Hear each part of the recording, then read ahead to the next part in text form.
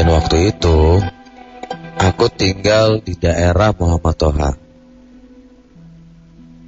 Daerah yang aku tinggal itu dulu gak seramai sekarang. Dulu itu masih banyak pesawahannya, dan rumah-rumahnya pun gak terlalu padat. Di daerah itu dulu aku punya pacar, namanya Dewi, dan dia seumuran denganku. Aku selalu ingat kalau dulu waktu aku pulang sekolah, aku sengaja mengambil jalan memutar supaya bisa melihatnya menyapu halaman rumah sepulang aku sekolah. Sungguh indah masa-masa itu.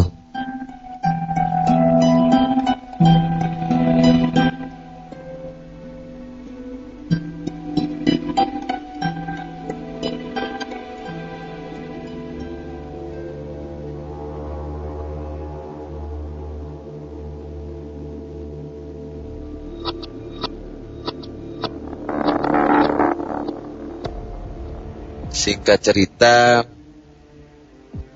ini terjadi pada saat malam 17 Agustusan di tempat tinggalku. Semua remaja di daerahku lagi sibuk mempersiapkan segala sesuatunya untuk perlombaan esok hari. Dari mendekor gang sampai menancapkan pangkal pinang di lapangan. Tapi berbeda dengan aku, yang cuman bermalas-malasan di kantor kelurahan sambil melihat teman-temanku yang lagi bekerja. Aku sedikit kecewa karena Dewi tidak datang membantu persiapan 17 Agustusan. Adiknya Dewi, Ratna, dia bilang kalau Dewi sedang sakit, jadi gak bisa ikut membantu. Tapi ya udahlah. Walaupun aku sebenarnya sangat berharap kalau Dewi bisa datang.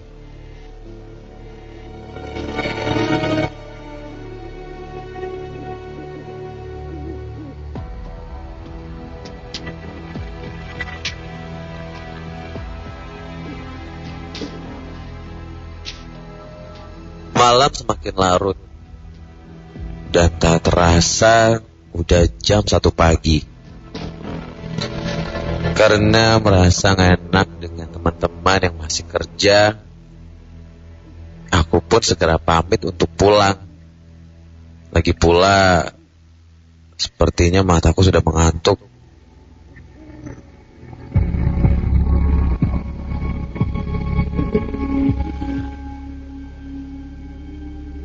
Aku sengaja mengambil jalan memutar.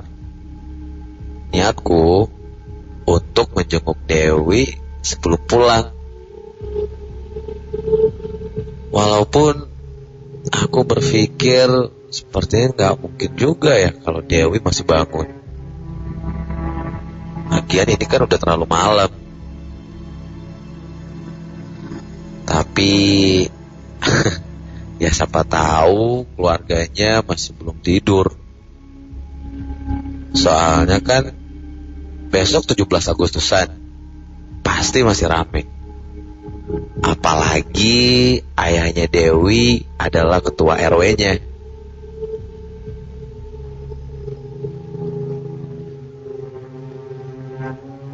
Ketika aku mengambil jalan memutar,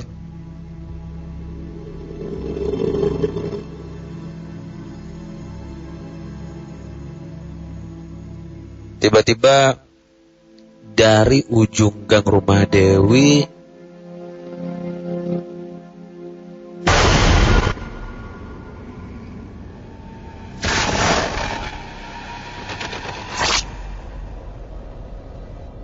aku melihat dengan jelas Dewi yang memakai daster putih berjalan ke arahku.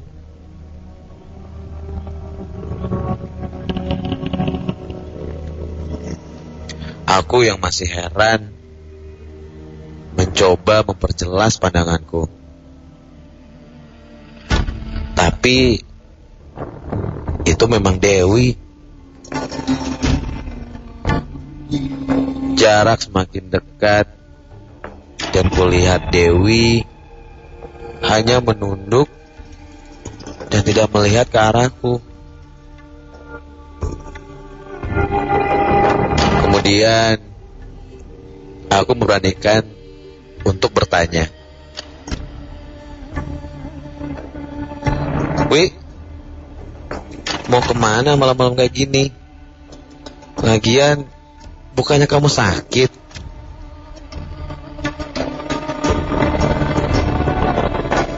"Pulang aja ya, ntar aku anterin." Dewi kemudian menatapku dan berkata, "Mau nyusul bapak ke kelurahan." Wajah Dewi pucat. Mungkin karena dia lagi sakit. Dan nada bicaranya pelan sekali. Rambutnya seperti nampak dibiarkan terurai. Aku memaksa Dewi untuk pulang. Dan akhirnya Dewi pun menurut.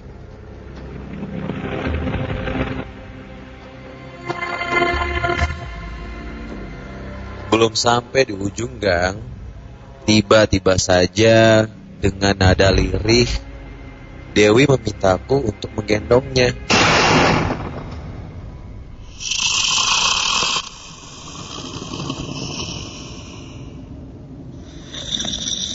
"Hah? Gendong? Gimana ya? Bingung."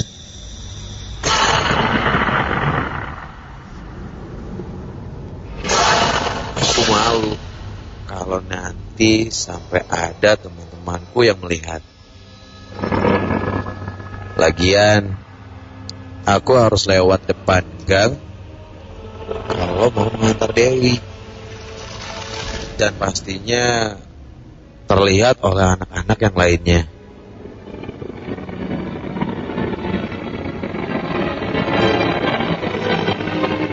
Walaupun ragu, aku menganggukkan kepala dan langsung kurendahkan badanku.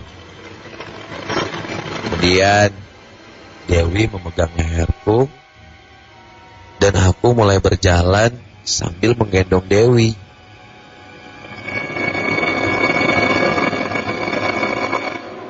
Tapi sepertinya ada yang aneh deh. Badannya Dewi terasa sangat dingin. Mungkin karena dia lagi sakit. Dan beberapa menit aku berjalan menggendong Dewi. Tapi kenapa ya? Kok rasanya jauh sekali. Padahal ujung gang sudah terlihat dengan jelas. Dan aku udah bisa melihat kendaraan yang lalu lalang. Dan sekarang badan Dewi terasa makin berat.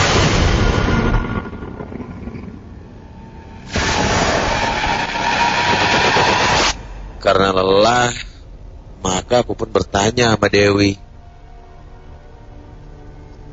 "Wi, emang kalau jalan gak kuat ya?"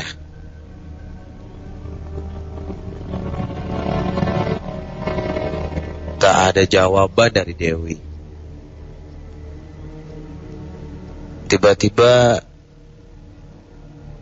aku mendengar suara balasan dari belakangku.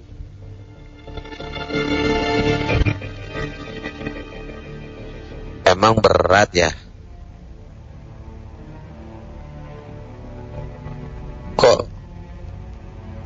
suaranya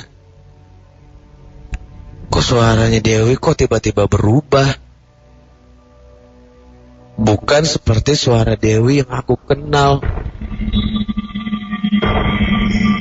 Wi, aku mencoba memastikan kalau yang aku gendong itu Dewi. Tapi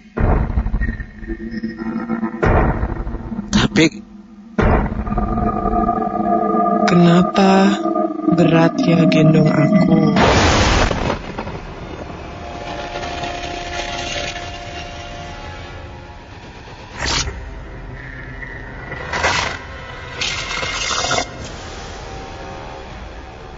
Sontak aku berhenti dan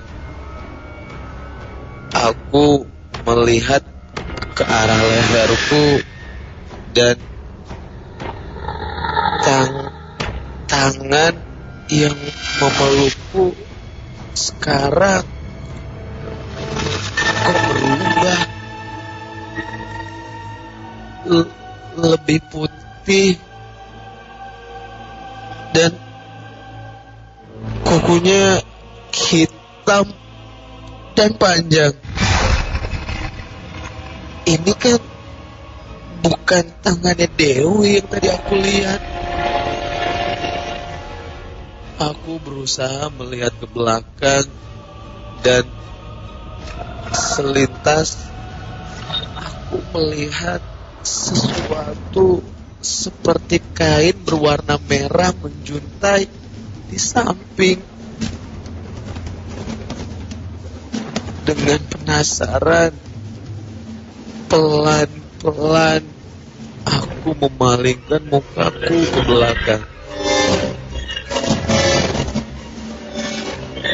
Astaga. Aku langsung berusaha melepaskan tangannya. Tapi ia terus mencekikku dengan sangat kuat. Dan ternyata yang aku gendong tadi bukan Dewi. Ini jelas bukan Dewi, melainkan sesosok wanita dengan rambut panjang menjuntai dan menggunakan kain merah. Ya Tuhan, matanya besar dan berwarna merah darah. Mulutnya mengeluarkan darah dan lidahnya, astaga, lidahnya panjang dan menjulur.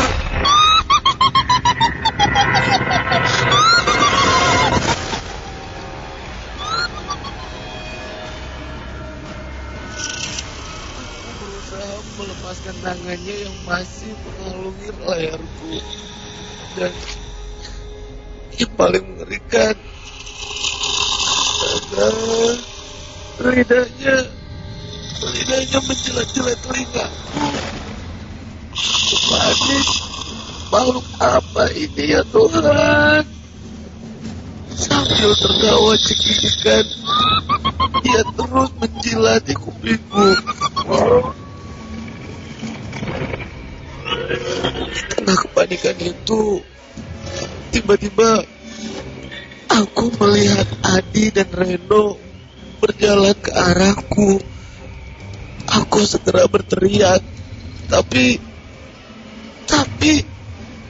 Reno dan Adi, mereka berjalan sangat tenang sekali, seolah mereka tidak melihatku. Dan makhluk itu terus menjilati kupingku. Ya Tuhan. Reno dan Adi hampir mendekatiku. Mereka berjalan dengan tenang, seperti mereka tidak melihat aku di situ. Reno, Adi.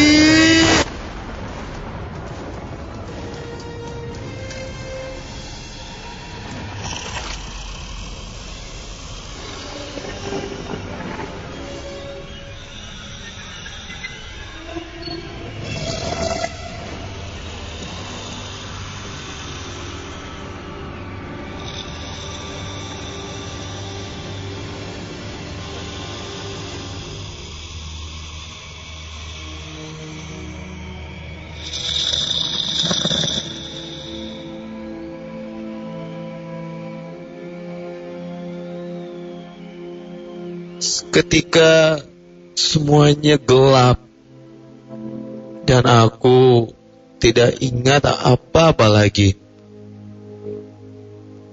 Sayup-sayup aku mendengar suara orang mengaji. Mataku mulai terbuka dan aku bisa melihat ada ibuku, ayah, dan Dewi di sebelahnya. Dan juga ada temanku Reno dan Adi di seberang Dewi. Aku terbaring lemah. Aku di mana? Hah? Ini kan rumah sakit.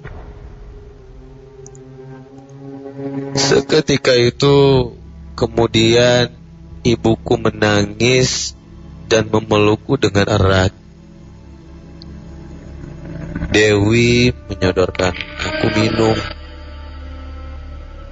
Dan setelah sadar, aku bertanya pada mereka tentang hal yang terjadi denganku. Reno dan Adi bilang kalau aku sudah dinyatakan hilang selama 2 minggu. Sejak dari malam itu, mereka melihatku di kantor kelurahan. Dan Dewi juga menambahkan kalau aku ditemukan di kebun pisang milik Pak Suryo yang rumahnya tidak jauh dari kantor kelurahan. Dan aku ternyata sudah koma selama 3 hari.